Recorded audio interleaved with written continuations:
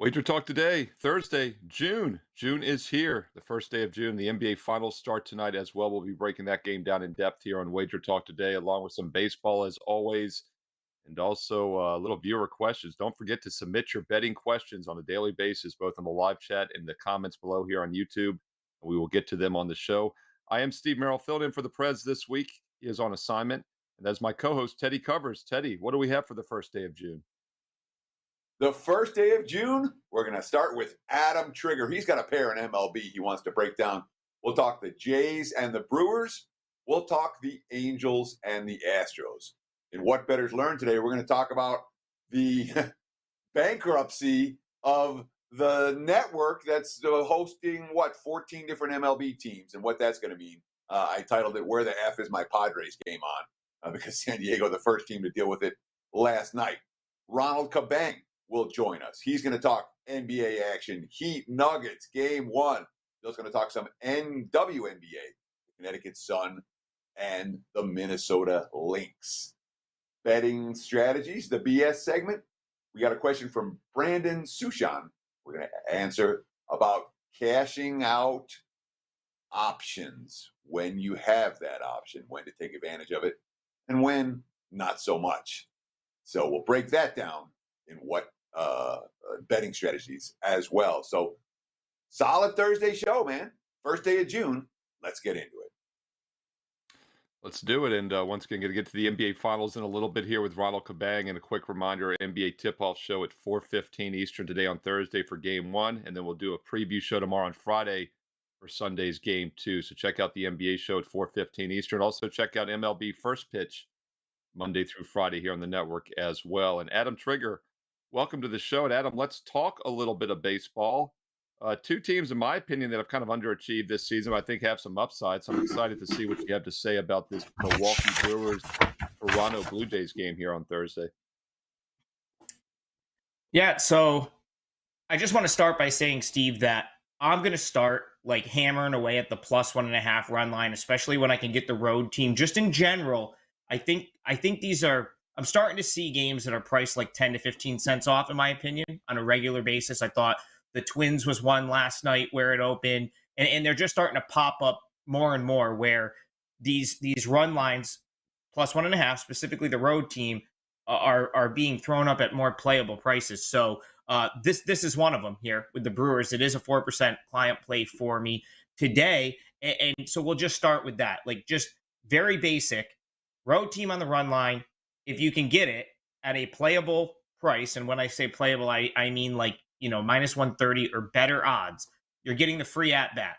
What I mean by the free at bat is you're getting 9 at bats essentially to your opponent's 8, because the only way the Blue Jays are batting in the bottom of the ninth is if they're tied or trailing, in which case you would take that all day if you have the +1.5 run line. So just now to the handicap of this game, both these teams, I think you kind of alluded to it, not great in May, like took a little bit of a step back. Good April, not a great May for both the Blue Jays and the Brewers, but have kind of, been okay of late. Both have won 2 of 3 leading into this game.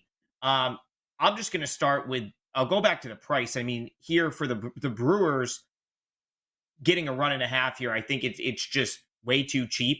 You got Freddie Peralta, and so part of the reason that you're getting an inexpensive price, I think, is a perception that Peralta is struggling, it has regressed, so on and so forth. And that may be true. But if you look at his last 2 seasons, specifically, just go back to 2021. I mean, this guy was as nasty as you could find in the league. He had a season-long whip under 1. It was 0.97 with a 2.31 ERA. And even last year, his ERA was his whip was 1.04. The ERA came up a little bit. So, yeah, he hasn't been that so far in 2023, but it's also June 1st. And so if you get, like, if nasty Freddie Peralta shows up here, I think that you'd be thrilled to be getting a run head start with the Brewers. On the other side, Kevin Gossman's a guy I've discussed on Wager Talk television a number of times. I actually think overall he doesn't get enough credit for how good he's been, how long he's been good. But, he'll every once in a while, he'll just get blown up. Like, if you look at his starts, he'll be rolling along and then just have a day where he gives up 8 runs. Rolling along, give up 7 runs over 5 innings. And I've noticed something with him the last, couple starts in regards to his command. It's pretty obvious. His last start against the Twins walked 5 batters. I believe it's 9 walks total over his last 3 starts. I don't know if this is going to be the day that he gets blown up for 8 runs in 4 innings and just gets killed. But, stuff like that tends to ride on the heels of maybe not having pinpoint control, the command being a little bit off, putting extra guys on base, all things that he's sort of done recently and hasn't really gotten, punished for. But the Brewers are certainly capable of doing that, in my opinion. So, when I sort of add it all up, the bullpens are pretty even. I kind of downgraded the Jays bullpen in recent weeks. I think they're sort of both middling bullpens at this point. I just don't see how the Brewers should be getting a run head start, especially with the extra at bat. So I'm going to take a chance here. I thought the price was cheap. I played Brewers plus 1.5. I think it was like minus 125 when I gave it out to clients. And I'm fine if it's minus 130, whatever it is. I still think it's a good bet. I like the Brewers to hang around today, and I won't be surprised if they win.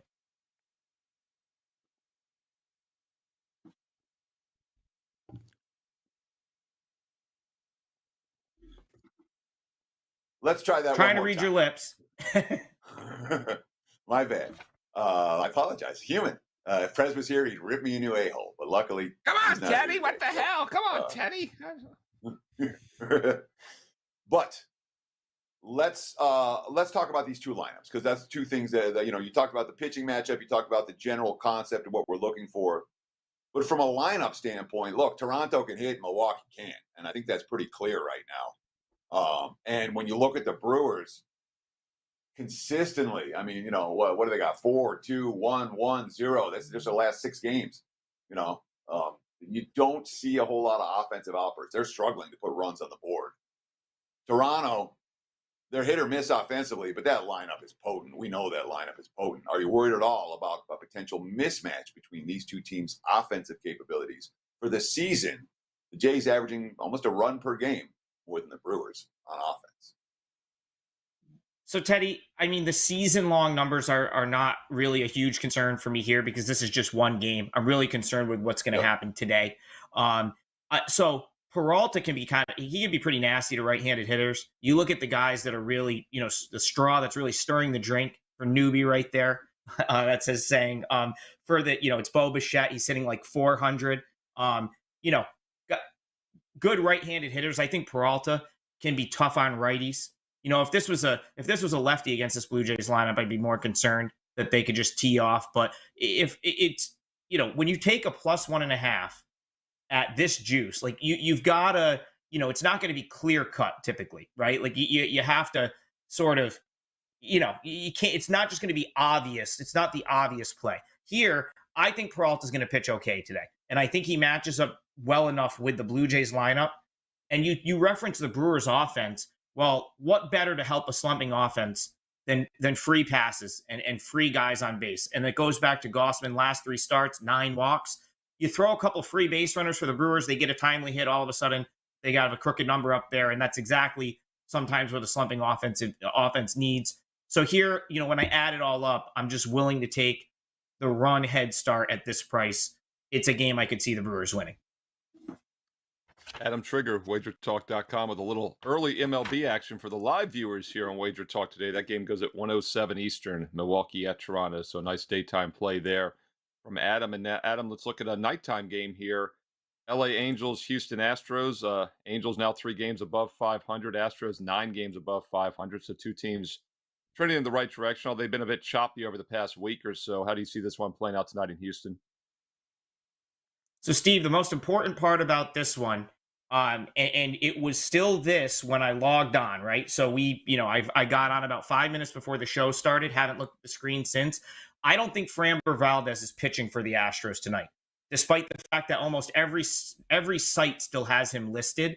What I'm reading, and it doesn't look like it's like widespread sort of knowledge at this point, but what I'm reading is they're going to push him back to Friday, and they're going to call up, I believe it's Ronald Blanco from Sugarland. He's the guy that's supposed to be starting for Sugarland tonight.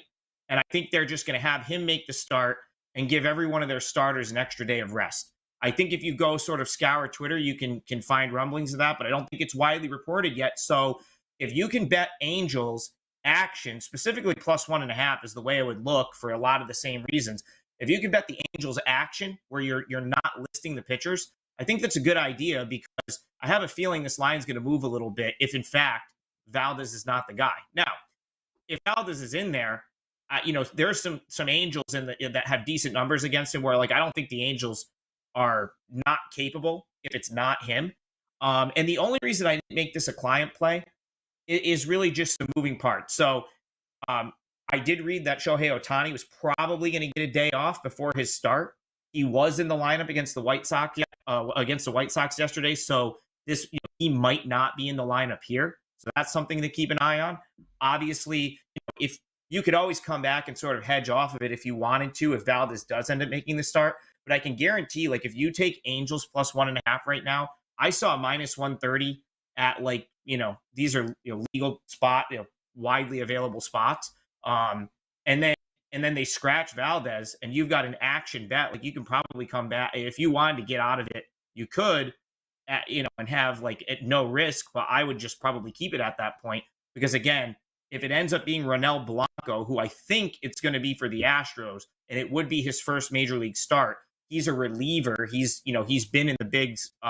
He has a handful of relief appearances, but I think that line, might move considerably. On the other side, you got Reed Detmers.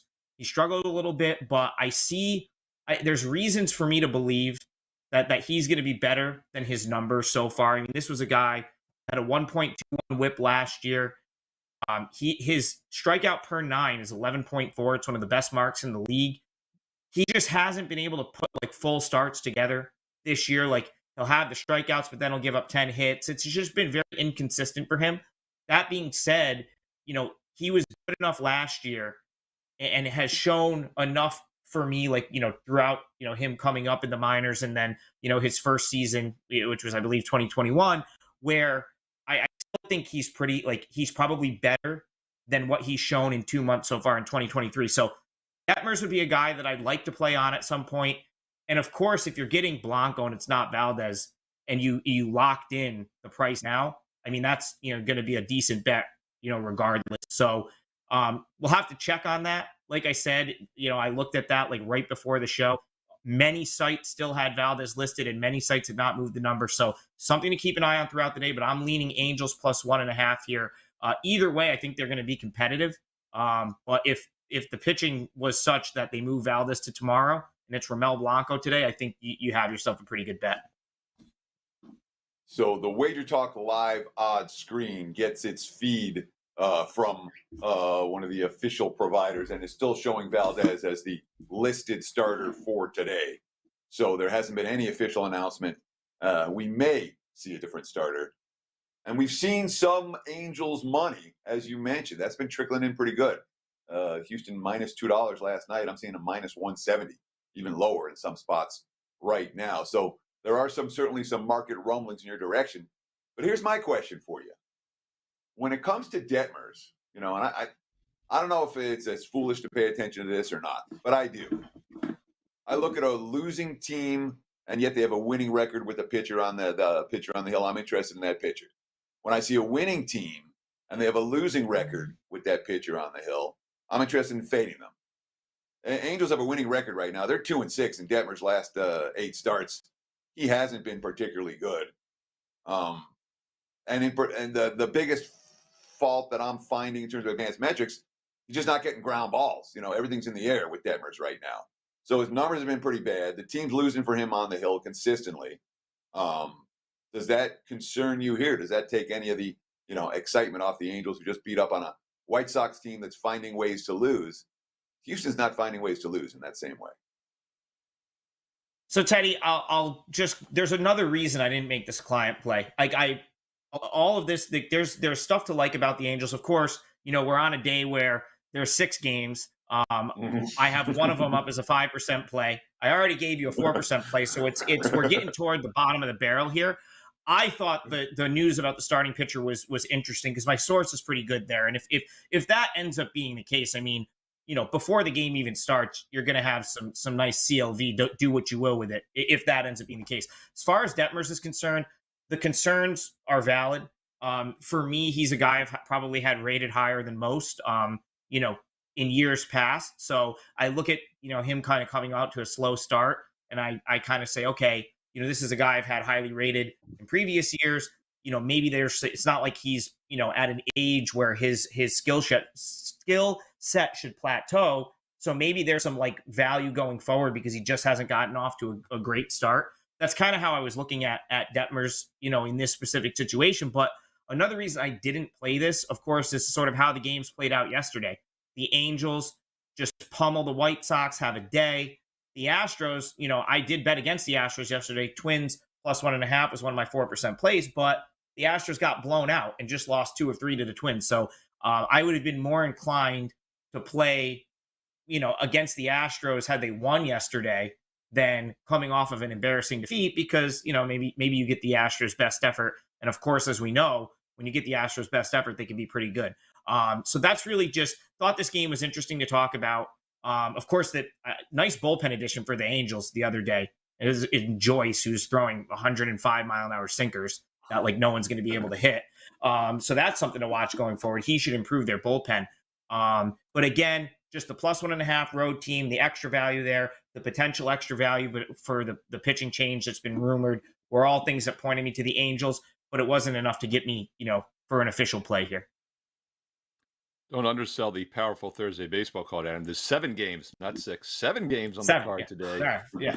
4 of which go at 1 o'clock Eastern, or actually 3 o'clock Eastern earlier. 3 of the 7 are at 1 o'clock Eastern. And Adam gave you that Blue Jay Brewers play for free here, and he also has it for free on his page at WagerTalk.com. And don't forget, numerous free plays from numerous cappers every day for free at WagerTalk.com. And it is half price Thursday, first day of June. Not a bad time for a throwback Thursday. Every best bet is half price for every capper instantly right now at WagerTalk.com, including those 5% best bets. And Adam, you've got a big one going tonight on Thursday. Yeah, Steve, I'm going to try to press my own, what I hope to be a little bit of an uptick. Had a rough May, was not my best work in May. Gave back any MLB profit I had from April, but I've now got 3 winners in a row, and the calendar has turned to June. Had a blowout winner in KBO this morning, 2-1 baseball day yesterday. So there's a spot I really like tonight in one of the games, and I said, you know what? What better time than to just make that a 5%er? Because I think I'm going to get hot, Steve. That's really what it comes down to. I think I got the little bit of a losing stretch out of the way, and hopefully June we're just rolling into June. So I've got 3 in a row, hopefully 4 in a row after the Brewers at 1 p.m., which I've already given you. And I've got a 5%er that goes tonight that I like quite a bit, and I'd like to kind of keep this run going. Yeah, you don't need to heat up too much because you're number one the last 365 days, up over 150 units gained. So don't be too hard on yourself here if you have a brief drawdown here, because the long-term perspective, Adam's made a lot of money over the past year for his clients at WagerTalk.com. And don't forget, he covers KBO, as he mentioned, as well, not just MLB. Good luck, Adam. Best of luck on Throwback Thursday. Half price for, once again, all best bets that are normally $25 or just $12.50. Those 5% best bets that are normally $35 or just $17.50. That's a great deal, but there's also a June 30-day special right now because there's only 30 days in June. So if you start today, you get the next 30 days for a $100 discount. It's normally $299. It's just $198 for all sports from any capper you'd like. That's just $6.50 a day. So not bad for Throwback Thursday to maybe build a little bit of a bankroll. But if you're serious about winning long term, think about one of those direct subscriptions. You get instant $100 discount right now with that 30-day special. All cappers, no promo code needed. WagerTalk.com. All right, Teddy Covers, you mentioned it at the top here, a little bit of chaos with MLB TV coverage. The Padres, your effing Padres, you couldn't watch them yesterday. How do you find them now? No, I found them. That was the good news. You found them. So if you're not familiar with the story, Diamond Sports, who owns Bally Sports, who was Fox Sports, they declared for bankruptcy. And they're having bankruptcy hearings this week. They stopped making payments to the Padres a few weeks back, and the contract is written that if they miss, I think, 2 payments or 14 days worth of payments, Padres can break the contract, which they did. There are many other teams in the mix: the Brewers, the Twins, the D-backs. The list goes on and on. I think there's 14 teams that will be dealing with this bankruptcy from Diamond Sports, who owns Bally Sports. It used to be Fox Sports. So I have DirecTV with every major sports package. I've had it for 20 plus years, basically since I got Sunday Ticket. And the game was easy to find on DirecTV last night. It was, normally, when you look for the Padres, when I watch the Padres game, I'll watch the feeds in the 690s, not in the 720s, because that's just how I do it. I got the Dodgers on 690. I got the Angels on 692. I got the Padres on 694. We got the A's on 696. We got the Giants on 698. And the Padres were still on 694. It was a 694 number 3 last night. It was easy to find. It was right there on the guide. No big deal.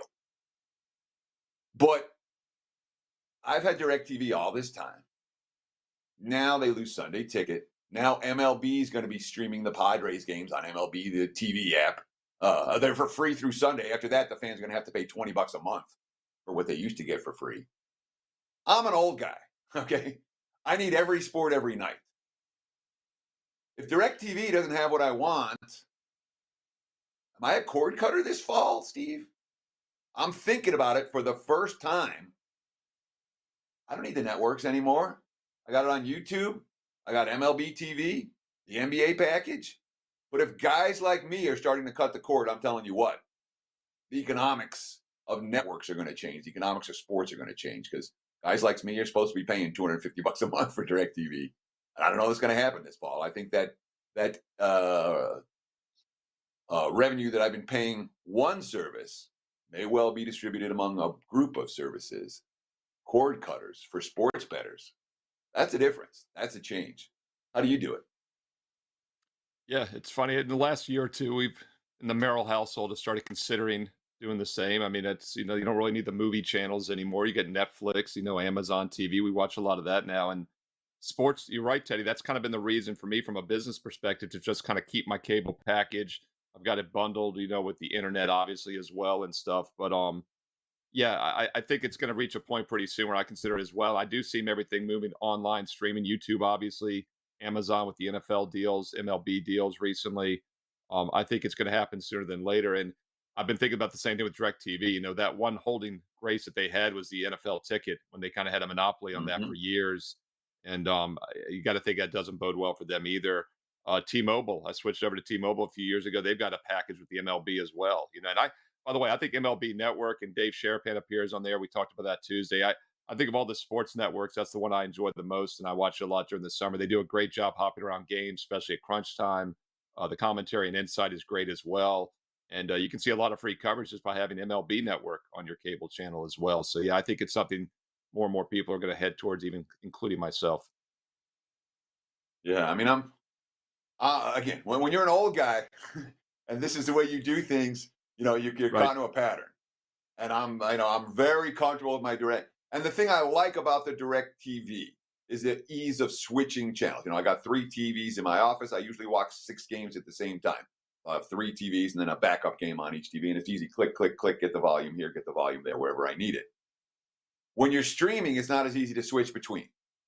And that's clear. And I remember that from the Amazon Prime games on Thursday night this last year, where all right, you're either watching the Prime game or you're watching TV. It's not easy to switch back and forth on the same one. So we'll see. But when old guys are thinking about this, like you and I, Steve, that doesn't bode well for the content providers from more traditional sources. But at the same time, we got to learn new systems, man. Can old dogs learn new tricks when it comes to audio visual stuff? I've had a real hard time with that over the years. No, I'm with you on the flipping back and forth of multiple screens. I'll tell you the other thing that's kept me on my cable package, the number one reason with sports is the ability to DVR. And other shows in general, I like that as well. Just the flexibility. I can watch games on replay, watch them later. I do that with the NASCAR race every week. Fast forward through all the green laps and kind of see what I need to see instead of sitting for 3 hours. So that's actually a feature, Teddy, I think is a little harder with streaming unless I'm missing something where you can DVR, record multiple games and watch them back. So that's actually the main reason I haven't switched off cord cutting, cable cutting. By the way, viewers and listeners, live chat, let us know what you do. And more importantly, in the YouTube comment below, let us know your thoughts as well. Maybe you'll give me and Teddy some handicapping advice on how to stream and watch multiple games and DVR them at the same time. And also, while you're doing that, don't forget to throw in those viewer betting questions. So we can all learn together, learn while we earn, right? It's us against the books, as Jay Money says.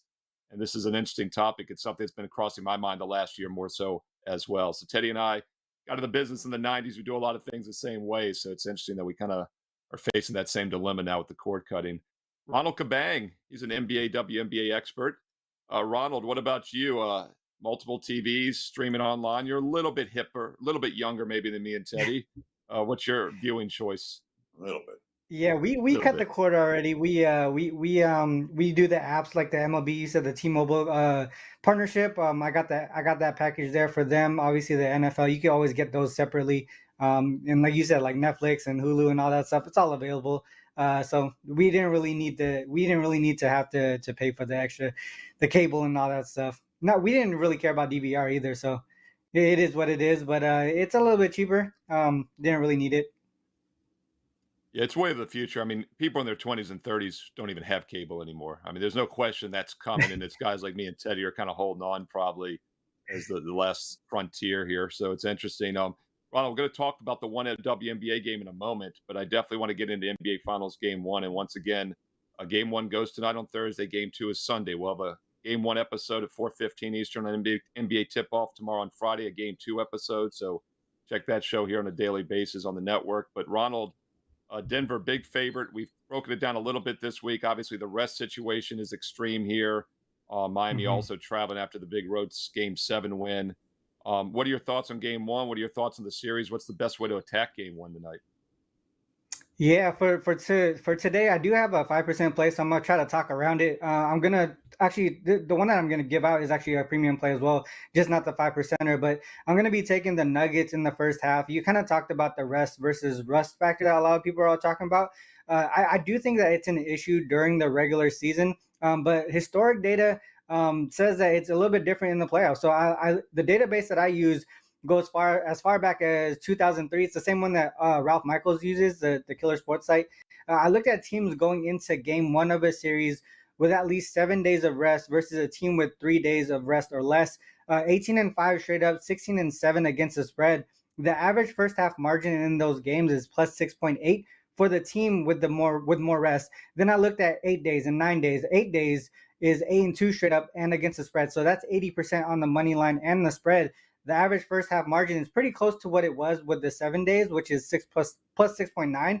But the last one is the 9 days. I looked at that. That's exactly where the Nuggets are right now. They have 9 days of rest versus I think it's two for the Heat there. But I looked at 9 days of rest versus 3 days of rest or less, 3-0 straight up and against the spread. Obviously a small sample size, but the first half margin in those games is even larger, plus 9.7.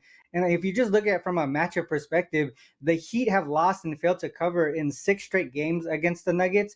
They also lost and failed to cover in 9 of the last 10 overall. And that goes back to, I think it was like 2018 maybe. The one game that the Heat won versus the Nuggets was the game that they played in the bubble. So that wasn't even like a normal game, for example.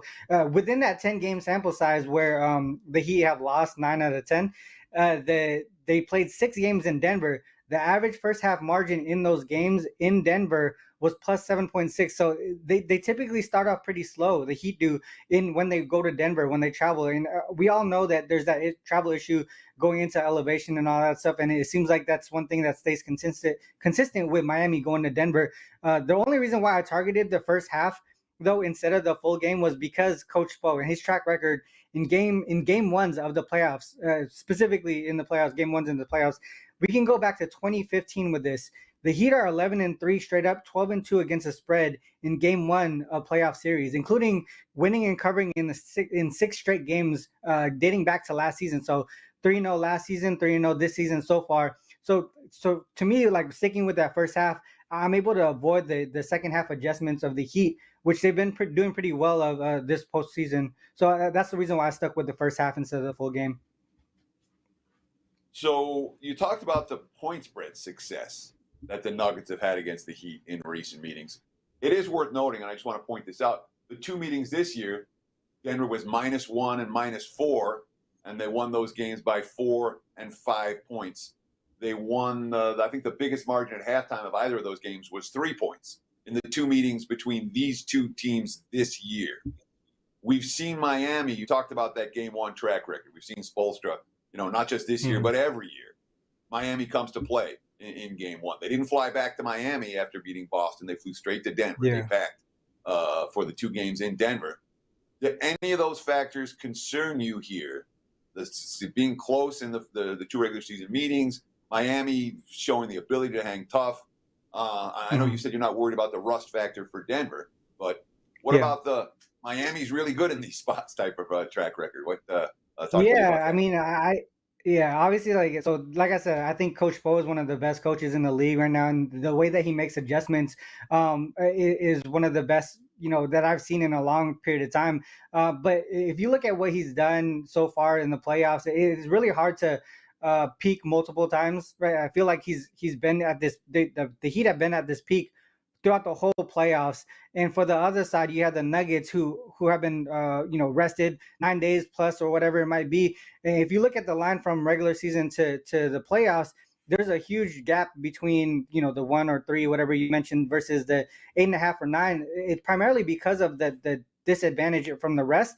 Also, the Heat coming off of that grueling physical 7-game series that they just played. So I think they factored that in, and that's the reason why there's a huge gap between the line. Between regular season and in the playoffs. But if you just look at this season, the Nuggets, if you look at them as home favorites, with rest advantage when Jokic plays, because there are multiple times where they had the rest advantage as home favorites and Jokic didn't play. But specifically when Jokic played during this season, 15-1 straight up, 11-4 against the spread. They really do well in this spot overall, not only in the playoffs, in the regular season as well. Because the only reason why they didn't go over against Minnesota was because they really didn't have to. Right, that was game 1 of their series. They were winning by like 20-something, 30-something. So they kind of let off the gas pedal towards the end of the game. They didn't really have to go over their team total or anything like that. They just kind of did what they did, and they dominated still. So to me, even regardless of how well the Heat do in game 1s, I'm still worried about not worried about what the Nuggets can do themselves. So I do trust that they come out the gate pretty fast and pretty efficient, even with the long rest. Ronald Cabang, and once again, he's got even stronger play for game 1 for half price Thursday at WagerTalk.com right now. So be sure to check that out. And also, Ronald and I will be back tomorrow on Friday on the NBA Tip-Off Show discussing game 2. So you just heard his game 1 breakdown. Game 2 discussion tomorrow on Friday at 4:15 Eastern. Game 1 deep dive today at 4:15 Eastern. Teddy Covers will be on with Rob Vino breaking that down. And perhaps Tony Fenn. Tony Fenn's always listed as a game time decision on the Wager Talk TV injury report. Hopefully he is alive as we speak. Hey, Ronald, let's transition into the WNBA. I thought Ski had a great point yesterday. I went to 2 of the Aces games when I was in town last August for the meet and greet. First 2 WNBA games I'd gone to. I'd rarely watched it even. I was blown away. It was one of the better sporting events I'd seen in decades. I know you went to a Seattle game. I saw your tweet. Your sister-in-law, I believe, dropped the phone down to get a selfie. I thought that was pretty cool. I wanted to see how the phone got back awesome. up.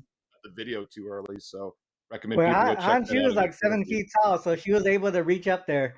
Is she that tall? Yeah. Yeah, she's like 7 feet tall. How do you pronounce her name? Hanshu. Hanshu. She doesn't get a lot of playing time, but she's really popular just because the cultural stuff. So she's really popular wherever she goes. And and the shooting was lights out. The games I went to, in the one game, I think there was over like 23s made. But Ski had a great point yesterday, and it resonated with me. He's like, the WNBA is worth watching because if you're sick of the NBA's load management, players never giving an effort, it's 110% every night with the women. And I thought that was a great point, and it is something I realized I liked about the game watching it. With that said, though, this one game tonight, there's only one game on the board, Connecticut and Minnesota. Both teams have struggled to shoot this year. I mean, Minnesota 0-5, they're shooting below 41%, but Connecticut somehow, correct me if I'm wrong, they're 4-1, shooting 38% from the field. I mean, that's pretty remarkable. Curious in your thoughts on this one, and if something has to give in that.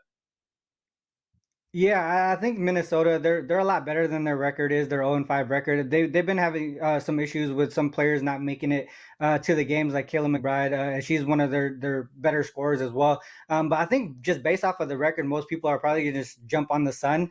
But for the most part, I just had the Lynx go over their team total in their last game against the Wings. They went over pretty easily. They got 89 points up there. While I don't think they hit that number against the Suns here, I do think that they will have some success offensively, enough to get them over their 77.5 team total. I think they get over the 80-point mark at the very least. I think the game against the Wings was the start of maybe a string of great offensive games for the Lynx, because they have some legit scorers there. Kayla McBride, like I just mentioned, Nafisa Coyer, Tiffany Mitchell, all double-digit scorers on average. Aerial Powers, she averaged double-digit scoring in 4 straight seasons. Now she's coming off of the bench. So that kind of shows you that they have some depth to this team. And then Jessica Shepard, she's the X factor in my opinion, especially in this game specifically. She just got her first double-double of the season, played all 40 minutes of the game. She actually plays the most minutes for all players on the team. She's 6'4", the biggest player on the squad. The reason I say she's the X factor in this game specifically is because the Sun, they struggle against power forwards and centers. And in the 3 games before, they gave up 78 points or more. If you look deeper into it, like I mentioned, they struggle against power forwards and centers position specifically, which is Coyer and Shepard's position. The Fever gave up Aaliyah Boston plays for the Fever. She's a center there. She gave up. She scored the 20 points, the highest of her career. She's obviously a rookie, but Melissa Smith also, she put up 14 and 15 rebounds against them as well. And then EDD, Del Don, and Shakira Austin from the Mystics also play power forward and center position. They saw similar success against the Sun. I expect the Lynx to really control the pace here. Also play with a lot of motivation and desperation, being down 0-5 on the season. So I think the best way to go for me, and this is a premium play as well, is for the Lynx to once again go over their team total against the Connecticut Sun tonight. Like I said, they struggle against the power forward and center position. That's where the key players are, or that I feel like will be successful today to get them over there. And also, guys, players like McBride and Aerial Powers also had plenty of great games against the Suns last year as well. So I could see her coming off of the bench and doing well enough to get over the team total. Ronald Cabang knows his WNBA. He says take the Minnesota Lynx team total over 77.5 in WNBA action on Thursday night. Ronald, talk about that 5% NBA play that you have going tonight and anything else you have going over at WagerTalk.com. Yeah, 5% play in the NBA Finals today. Like I said, I tried to talk around it because I tend to give a lot of information when I break down my games, but I do like it better than the first half play, which I thought was a really great analysis there. Also, number 1 in WNBA profits, so only 1 game today, so I gave that out for free anyways. But for the rest of the season, you could buy a package or whatever it might be. 60% in the last 36 NBA plays as well. So basketball is sort of my thing coming here, and that's the reason why I talked about it. But if you guys want to see like some more of the breakdown of how I talk about and analyze these games, I also have a show coming up at 11 o'clock. Let's Cap on YouTube, and if you just follow me on Twitter, you should be able to find the link there. It's Ronald, you capper with Sports Memo. Now he's at WagerTalk.com, and Ronald handicaps MLB as well. So don't forget about that 30-day all sports specials. You'll get his NBA, his WNBA, and his MLB, including that big 5% NBA Finals Game 1 best bet tonight. Throwback Thursday, half price for every capper, including Ronald Cabang, WagerTalk.com. All right, Teddy, we're going to take a quick commercial break, and then we've got an interesting viewer question, which we're going to get to after the break. It involves hedging a little bit again, and I thought it was appropriate since we talked about hedging a little bit yesterday with future bets. Now we're going to talk about hedging in actual live bets on a daily basis. That in 30 seconds. We'll be right back after a quick commercial break.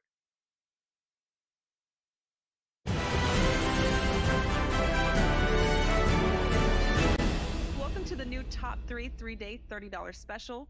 The front page leaderboard at WagerTalk has become the go-to first stop spot. While being at the top of the 3 and or 7-day rankings is an honor, being on top of the leaderboard over the last 30 days is a symbol of greatness. And we want to share that greatness with you. So for the first 3 days of every month, the top 3 leaders in profit, winning percentage, and return of income will have a 7-day all-access pass available at a 30-day savings. Regularly priced at $99, you can grab 7 days with any or all 3 leaders for just $69 each. So on the first of every month, head to Deals tab on the top of WagerTalk.com to find out which of our red-hot handicappers will have their 7-day all-access packages available for under $10 per day.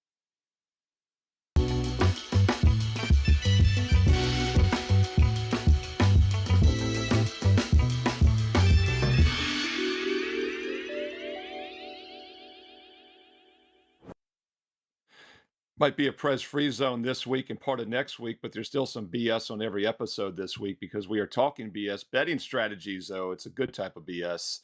And we have an interesting question today, Ted. Once again, go back and watch the replays. I mean, every single episode this week at this time in the show, we've reviewed a different type of question. We had a college football question, NFL question, futures question, MLB question, and also review the comments on the YouTube replay because if we don't get to your question, I still try to answer it. And we had multiple questions the last couple of days, 4 or 5 different answers I put in there as well, just in case we don't get to them on the show. And once again, please submit your questions. We're running a little bit thin, so we need some questions for Friday and next week as well. So in the live chat, but more importantly, in the YouTube comments below after the show is the best place to post your question because I can answer it as well there. I do read all the questions and reply back. We love the support. Like, subscribe, and comment below here on WagerTalk TV. Yesterday, we talked about future bets and the ability to hedge and how that's part of the strategy.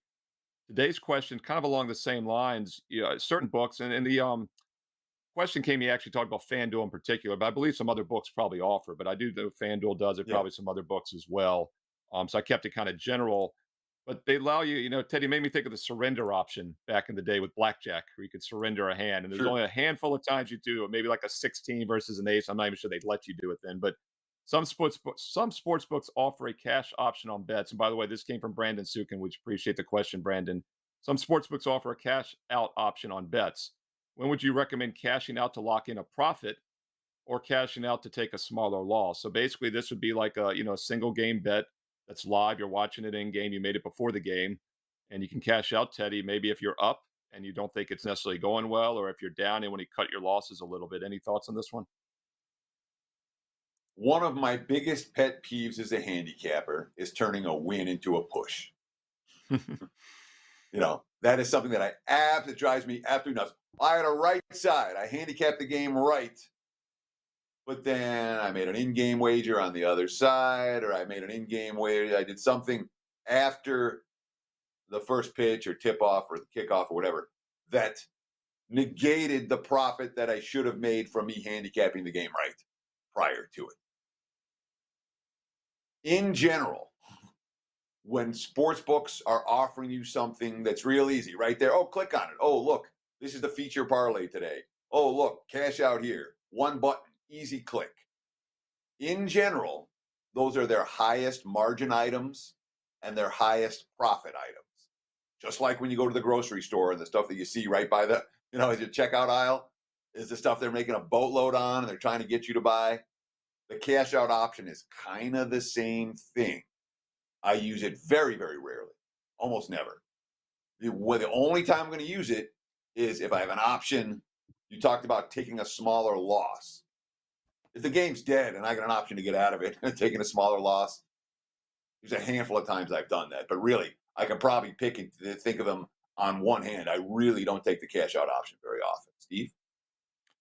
Yeah, I mean, my initial thought, I don't even really consider it because, like you said, they're only offering it if it's good for the sports book. So even though you might lose a little bit less, there's that little bit of a chance, as we've all seen those miraculous comebacks or whatnot, and that's probably priced into the odds.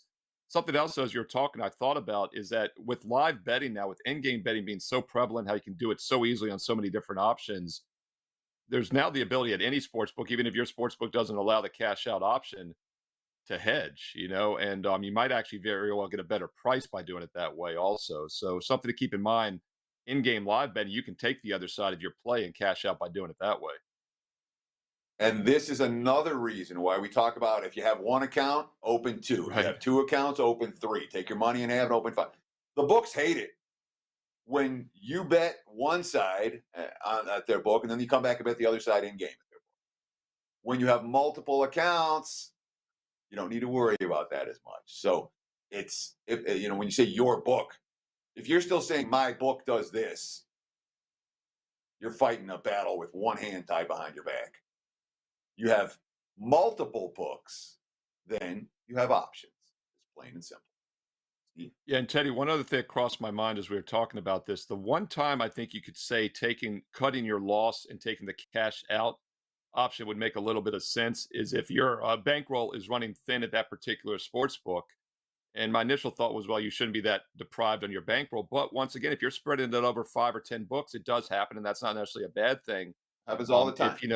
if you wanted to get up, if you saw a nice value play coming up on the late card or a bad line, you wanted to, you can't middle anymore. You and I used to be able to do that in the 90s. You'd be a 2-3 point middle at two different books. But, if you see a real advantage play coming up and you're running thin on funds at that book, maybe not the worst time to take that 10% cash out loss or whatever and be able to roll it back over. But that's a very rare example and not something that would probably come into play. But as you're hedging with the in-game, you're tying up two bets basically, as opposed to freeing up some capital to roll over maybe on a late game that night. But just some things to think about.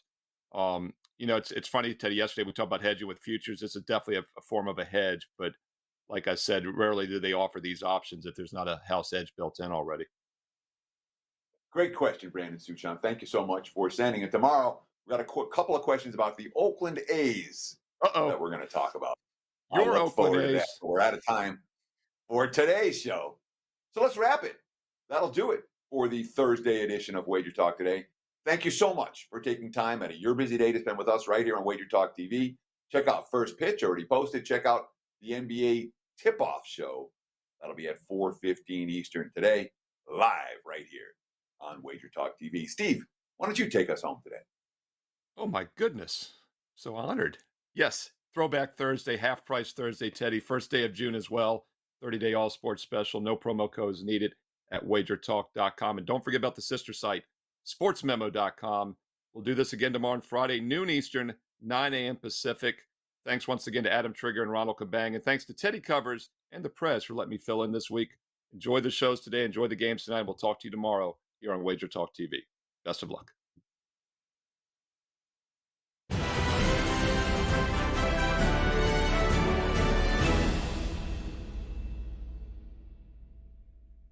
If you love $9 Monday and $2 Tuesday, you're really going to appreciate our new Throwback Thursday when all daily packages are slashed in half.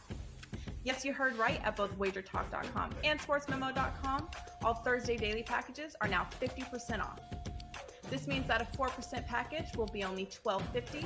A 5% top-rated play, normally priced at $35, will be only $17.50. And the hottest sales item of the day, get a full day of access from the handicappers of your choice. That's one day of every applicable play they release, including any 5% best bets, normally priced at $39, for only $19.50. The best part is you can come back every Thursday to take advantage of this limited time 50% off spring off.